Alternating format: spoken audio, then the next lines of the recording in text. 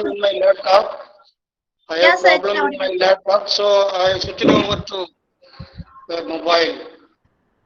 No, it's audible, Okay, sir. thank you. It's audible. Okay, okay. Okay, thank you very much. So I'm extremely grateful to my chairman of the college, principal, and my head of the Department of English faculties, Dr. Ravi Shankar from PILC, and other various dignitaries from various areas in India, and especially I am so thankful to Priya Kanika and other departmental faculties who have taken extra initiatives to organize one-day international conference on English language teaching, which is the need of the hour. I have prepared PowerPoint in certain issues, but due to less power in my laptop, I am not able to make use of PPT in my mobile. However, I will help you to learn the concept of English versus interpersonal relationship. Don't worry about PPT, I will help you to visualize. So basically, most of the management faculties discuss in detail the interpersonal relationship in terms of managerial issues. So no one in India talks about interpersonal relationship in terms of language competencies or in terms of so different functional roles of English language. So this tempted me to undertake this kind of study. So actually, so before we go into detail, let's understand the purpose of learning a language. So the social purpose of learning a language is to communicate to those who are standing in around us. Frankly speaking, personal purpose of learning a language may vary from person to person. Someone learns English for business purpose, someone learns English for profession, someone learns it to improve their British culture. Only a few of them in India. In country like India, where problems between hands and mouths are marginally enormous. So, priority should be given to learning language skills. That's very, very important. That's why Prabal Das Gupta, a noted linguist and English language teaching expert from Calcutta, who wrote a lot of books, especially on English studies, he said once, one can learn English on the basis of instrumental motivation rather than integrative motivation. So, in fact, my esteemed Professor Dr. Sriraman at Central Institute of English and Foreign Languages very often quote, English language provides an opportunity, or English language is considered to be an instrumental to get jobs in the world market. But the problem is who can survive in the jobs for long years. Sometimes in 1 or 2 years, if they are lacking in language, they will be sent out. So what is happening in software industries and other translation industries also. So therefore, problem of survival is very, very important in the working field. So those who are good at social skills, such as soft skills, interpersonal skills, and communication skills, can survive in the industry for long years. That's very, very important. Sometimes, people say hard skills will bring interview card. Only soft skills can provide you an employment in the sectors, working sectors. So therefore, one should be proficient in language skills, that is interpersonal skills. Interpersonal skills are nothing but behavior and tactics. With the help of it, a people can interact with other people. In the business world, interpersonal relationship is nothing but employees' ability to interact with the fellow workers. That's very, very important. Interpersonal skills include a wide range of skills like communication skills, effective speaking skills, critical listening skills, body language and non-verbal communication skills, with telephonic conversational skills and etiquette in working place. So these are very, very vital skills. One can equip themselves to shine in the industry, whether it's a school or college or any universities or industries or any organizations. Without skills, without interpersonal skills, without interpersonal relationship with one another, you can be sent out quickly. So this tempted me long years. So that's why I conducted a study. So not exactly a study, I thought about it. After having studied some of the supplementary sources, I came to know I have undertaken two objectives for this study. So the first objective is to expose the interpersonal skills to students, teachers, workers, and working in different organizations. This is my first objective, and second objective is to help them understand how to use interpersonal skills to develop interpersonal relationships using different language competencies and different functional roles of English language. I told in the beginning that most of the management faculty talks about in terms of taking managerial issues, but not in terms of language issues. So therefore, I continued this study with a twofold objectives, that is exposing interpersonal skills to the target group, and the other one, make them understand how interpersonal skills are very powerful to develop a better relationship among the human folk, working as a teacher, teenage groups, adults, graduates, etc., etc. So during my school visit and other institutional visits, I observed certain procedure being followed by the teachers, and also I was observing through the technique called direct observation and indirect observations. So during observations, I came to understand that no one is speaking politely. No one uses any kind of communication called cultural communication or strategic communication or creative communications. So they are speaking as they wish. For example, when you want to communicate politely to your colleagues or friends or fellow with whom you are working either in industrial sector, you must be polite. So therefore you can work long together with them. Even when you talk to other strangers, you should not immediately ask them, what's your name? If you ask what's your name, you may be considered as a rude people. So who are using, violent communications. You should not ask what's your name. Instead, you can ask them, let me know your name. May I know your name? Would you mind telling me your name? It's a kind of personality. If you use different polite, emotionally matured versions, people would think about you in a different way. You are a matured way. So therefore, British people very often quote, you should not ask, what's your name? Why did you come here? What do you want? Instead of asking, what do you want? So you can politely ask them, what can I do for you? May I help you?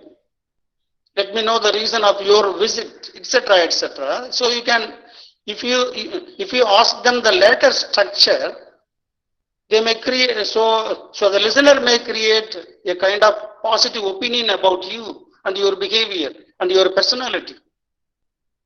So therefore, sometimes, you cannot see any person in the Pondicherry bus stand or New Delhi bus stand. Never use where is Jipmer, where is Pondicherry University, where is Aurobindo. So they never ask. So could you kindly tell me the way to Jipmer, please? So could you guide me to go to Canara Bank in Jawaharlal Nehru Street? How many of us use sorry, extremely sorry, I apologize for my misbehavior, excuse me? And how many of students do use the model exposition, like model verbs? Could I talk to my principal? Could I meet the bank manager in connection with the bank, in connection with the education loan? So there is no cultural communications, creative communications, and a kind of strategic communications. For example, our principal enters the classroom and asking for students. Okay, good morning, students. So the principal asked the students if their English teacher had corrected all the papers and distributed to them. If the principal asked a question to the students, if their English teacher distributed all the answer paper to you, technically the students should not say no immediately. So if they said no, then they would have to earn very bad impression from their English teacher. They should not quickly say no. So the first answer should be silent, because the teacher has not circulated the papers after the correction is over. It is pending, I know. So while the principal is checking whether he has distributed the corrected answer sheets or not, students should not jump out with a term of single answer no. Or the students can answer with the principal in a polite and emotionally matured way, using this structure like, it is high time my English teacher had corrected all the papers and distributed to us, sir. So this structure intimates the delayed performance of the English teacher. So therefore the principal also appreciates the way the students answered. So it is the mistake of the English teacher who was not corrected timely, but however the students did not show it outwardly. So this is way of emotionally matured expression, which help actually to build better relationship with the people. This is very, very important. Sometimes in a college or industry or any organization, when meeting is organized, people are throwing very harsh and hot words. Harsh words they are using. For a specific agenda, the members would be using very harsh words.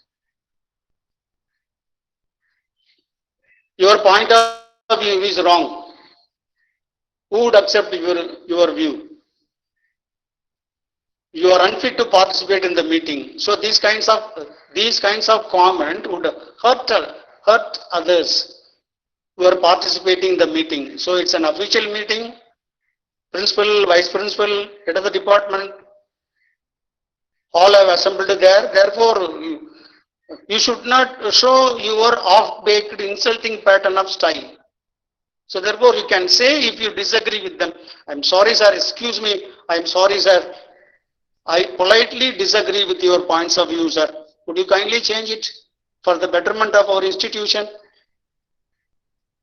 I'm sorry, your answer is not correct. We cannot agree with this. So these are the polite expressions from one of the members, could make others think. So sentences are same. Presentation is very difficult. Sentences are same. Sentences are grammatically correct, structurally correct, but not semantically correct. When you use any word or phrase or any class, so they will convey your personality. So, frankly speaking, so the language is the worst enemy. So that could betray us at any time before others. So therefore, we must be very careful on using language. We use language, whether we use polite language, polished language, emotionally mature language, in order to build better relationship with our colleagues, with the fellow workers, with our family, in a domestic or non-domestic environment. That's very, very important. Even if you speak, you must speak intelligibly. Your intelligible speech will impress upon others, whether they are students or teachers or employees in the nearby organization. Speech skills, which are coupled with the listening skills, would do wonder in the working place. When you speak, you should use very, very plain and simple words, and you should use correct pronunciation, use of voice modulation. You should not use any archaic and jargon language. And of course, you should use body language and non-verbal communications. And then as a speaker, you should give preference to the receiver at the other end. You must give chance to you must give chance to the listener who is speaking at the other end in case of making phone calls. So effective speaking will build a better relationship, create better opinion, so that you can create better relationship between industries, between officials, etc., etc. So this is totally absent nowadays. Nowadays, so what do you think about a telephone etiquette, telephonic conversational skills, which are very important to show your personality, to show our personality to others. So telephonic etiquette is a set of principles, set of methods, set of principles, or a set of manners. So this is the right word, set of manners. With these set of manners, you can interact, you can talk to the person at the other end politely. First thing, I would like to ask a very open questions. While making phone calls, how many of us say, so this is Dr. Das from Pondicherry, I would like to talk to Mr. Jha from Delhi, Mr. Jha from Jawaharlal Nehru University. How many of us do ask while making phone call? Normally, students will make phone call. Hello, who is speaking? This fellow makes a phone call and asking question at the other end. So this does not deal with a kind of telephonic etiquette or telephone etiquette. It's very, very important. So with regard to telephone etiquette, one must learn in order to build a better relationship. The first one is say hello politely, sharing greetings and complimentary wishes if that person is known to you. Speak plain words, use voice modulation, and then you can use non-verbal communications also sometimes. So this will impress upon the people. Oh, this fellow having very beautiful knowledge on phonetics and pronunciation and communication skills. You can build a kind of X factor on you. X factor.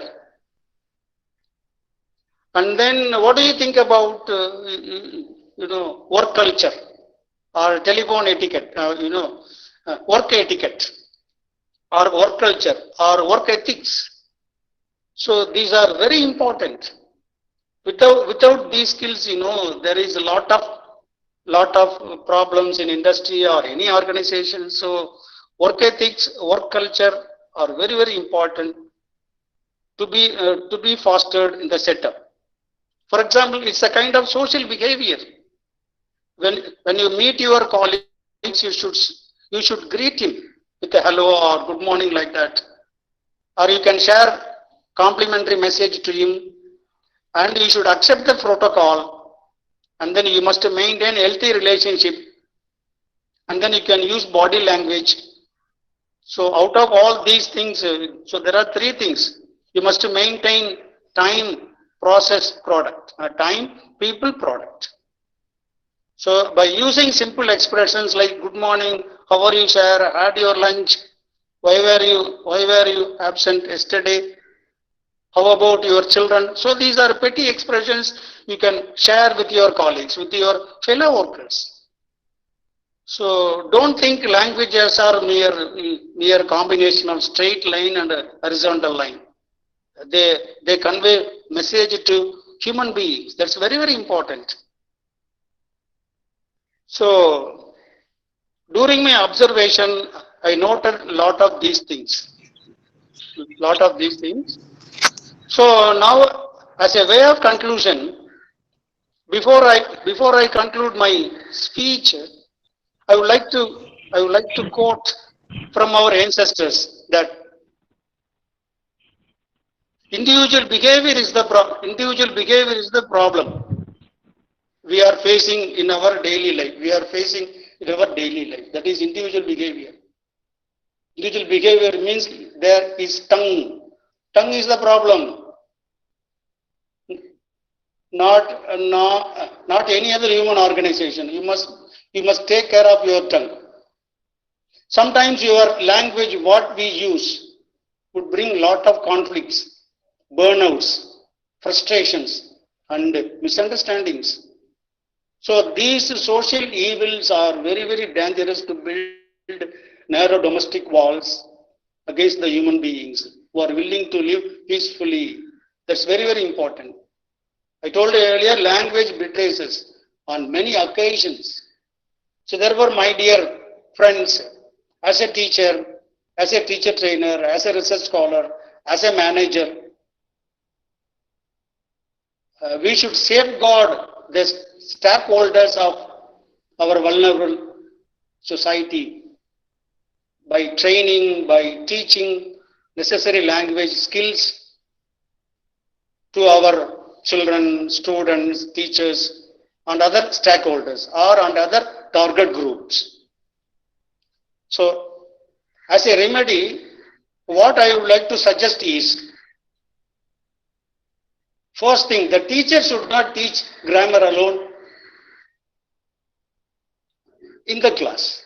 While teaching grammar, the teacher should be able to teach semantic interpretation of the words and phrases also. Semantic level of interpretation is highly useful for students and teachers to appear for group discussion or to attend any interview. These application-oriented language skills are really useful for students to attend interview or to take part in group discussions which are conducted as part of the selection for a particular job. So therefore, I request teachers to teach grammar, not only grammatical structure and other issues, and also I request them to teach semantic interpretation of language. And the second one is, when university prescribes any new papers like communication skills, writing skills, advanced English grammar and usage, and etc., university should not only depend on theory. University should prescribe a rule that the teacher should conduct practical for communication skill papers. University should introduce practical session for communication skills, for English for competitive examination, for advanced English grammar usage, writing skills. These are the papers, that cannot be tested only in writing. As a way of practice, these papers should be tested, especially the content of those papers should be tested by, organizing, by introducing project work as well as practicals. So, my dear friends, so English language skills are very, very important to build a better relationship among the people in order to live peacefully. Thank you very much. for the opportunity. Thank you.